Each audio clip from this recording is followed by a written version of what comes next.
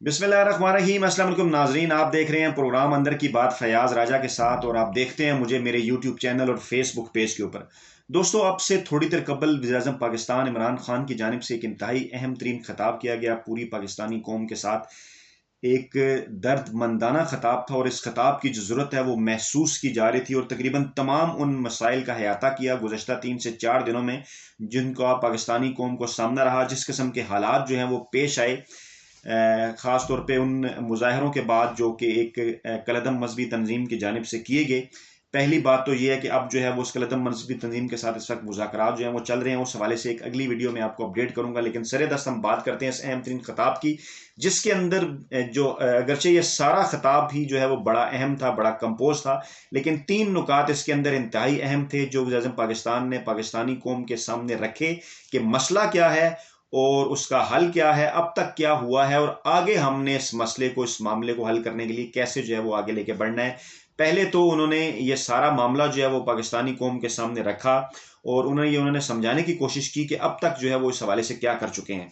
उन्होंने ये बताया कि जो तहरीक लब्बैक पाकिस्तान है उनके साथ हुकूमत के जो मुज़ाकरात हैं वो चल रहे थे, उनसे बातचीत चल रही थी। बिल्कुल उनका ये मुतालबा था कि फ्रांस के सफ़ीर को जो है वो मुल्क बदर किया जाए, लेकिन हुकूमत जो है वो उनको समझा रही थी, उनको एक तरीकाकार बता रही थी कि इससे फौरी तौर पे कोई फ़र्क नहीं पड़ने वाला, उल्टा पाकिस्तान ही का नुकसान होगा और इससे फ्रांस का किसी किस्म का कोई नुकसान नहीं होगा और पाकिस्तान को कोई फ़ायदा नहीं होगा और अपने मकसद की जानिब आगे नहीं बढ़ पाएंगे। पहले समझ लें कि हमारा मकसद क्या है और हम उस मकसद को हासिल करने के लिए क्या तरीकाकार इख्तियार कर सकते हैं। हाँ, उनकी डिमांड के ऊपर ये उन्हें ज़रूर कहा कि हम इस मामले को पार्लियामेंट के अंदर रखेंगे और पार्लियामेंट के ज़रिए, कानून साजी के ज़रिए जो है वो हम फ्रांस के सफ़ीर को मुल्क से बाहर भिजवा सकते हैं, वैसे नहीं।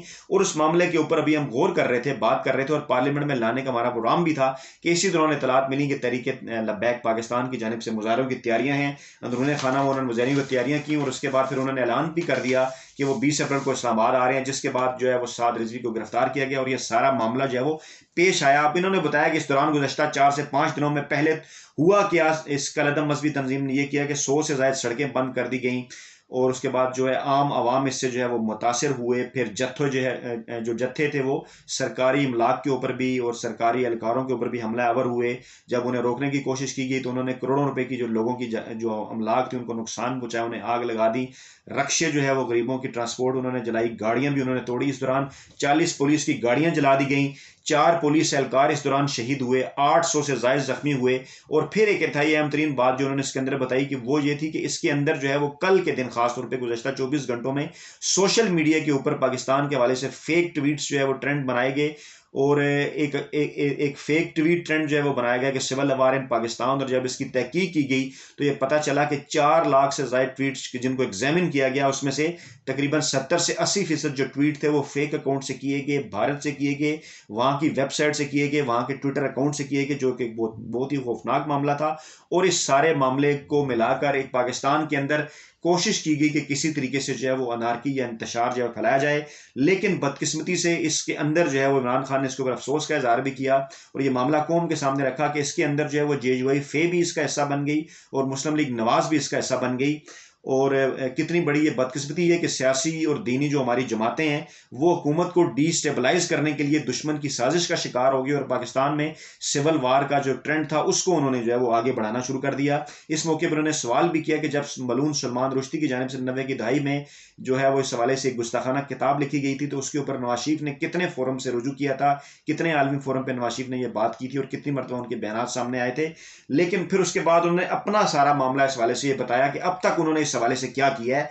आगे जाके फिर उन्होंने सारा लाएमल भी बताया। उन्होंने बताया कि अब तक इस हवाले से जो उन्होंने किया है, जब ये मामला सामने आया तो जून 2019 में सबसे पहले उन्होंने यूरोपीय फोरम के ऊपर इस हवाले से बात की, इस्लामोफोबिया का जिक्र किया कि कैसे जो है वो इस्लाम के खिलाफ बात करता है, मगरब और यूरोप और उससे डरता है, इस्लाम से उसको दहशत गर्दाना मजहब करार देता है और ये फोबिया उनके अंदर क्यों आया, इसकी वजूहत बयान की और इसको ख़त्म करने का जो उन्होंने मुतालबा किया और ये भी बताया कि इसको नुकसान मुल्क में क्या हो सकते हैं और वाजे किया कि किसी किस्म की जो तौहीन तौहीन है वो मजहब इस्लाम की या नबी पाक सल्लम की बर्दाश्त नहीं की जाएगी, वो हमारे दिलों के अंदर बसते हैं।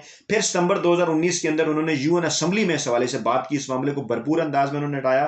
फिर अगले ही बरस 2020 में जो असेंबली का सेशन हुआ यूएन का, उस मामले वहां पर भी उन्होंने इस मामले को, इस्लामोफोबिया के मामले को, गुस्ताखाना खाकों के मामले को, तौहीन के मामले को फिर उठाया।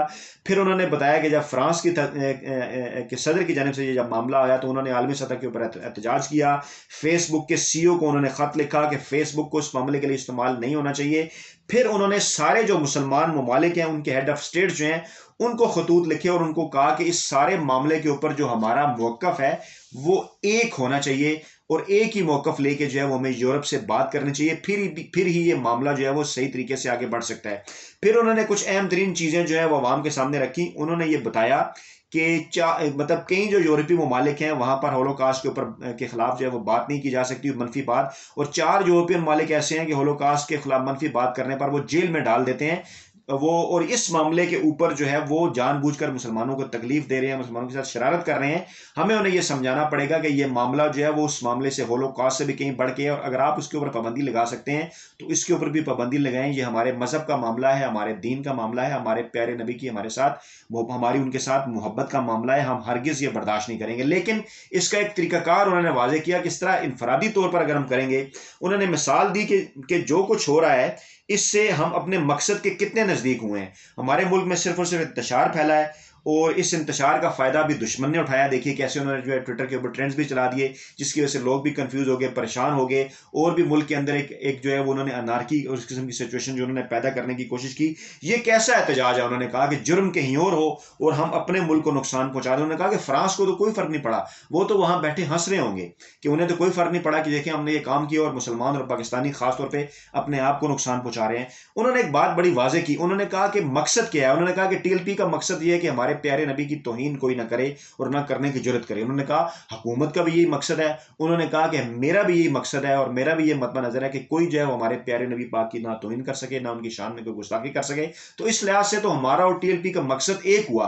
रास्ता क्या इख्तियार करना चाहिए, इसके ऊपर हमें इत्तफाक बनाना है। उन्होंने कहा कि रास्ता भी एक होना चाहिए, क्योंकि जो रास्ता मैं आपको बता रहा हूं, क्या आप माजी में चले जाएं कि क्या किसी मुसलमान रहनुमा या किसी पाकिस्तानी रहनुमा की तरफ से किसी मगरब के खिलाफ या यूरोप के खिलाफ कोई ऐसी बात की गई? उन्होंने कहा मैं यूरोप को ज्यादा बेहतर अंदाज में समझता हूं, मैं वहां पे रहा हूं, मैं उनकी नफ्सियात समझता हूं, मैं उसी लिहाज से उनके साथ डील करने की कोशिश कर रहा हूं।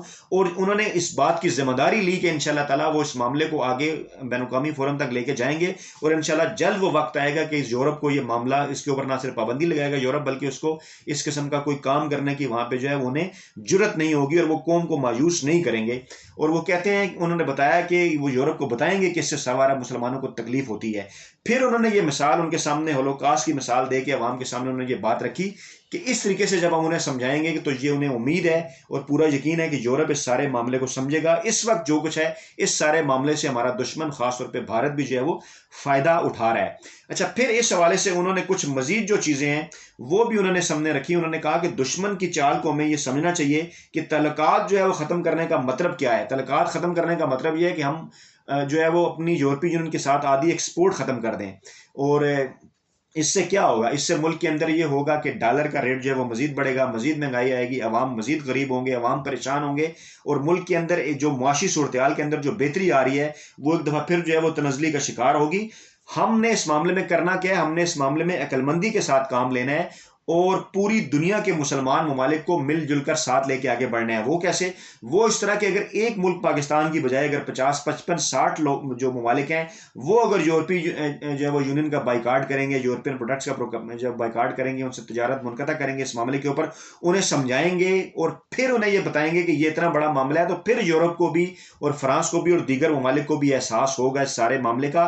इस तरह से ये नहीं हो सकता इंडिविजुअली कि उन्हें इस बात का एहसास हो। इसका फौरी तौर पर जो नुकसान है वो पाकिस्तान को होगा, पाकिस्तान की मैशत को होगा, पाकिस्तान के गरीब अवाम को होगा और उन्हीं लोगों को होगा जो कि इस वक्त एहतजाज का भी हिस्सा हैं।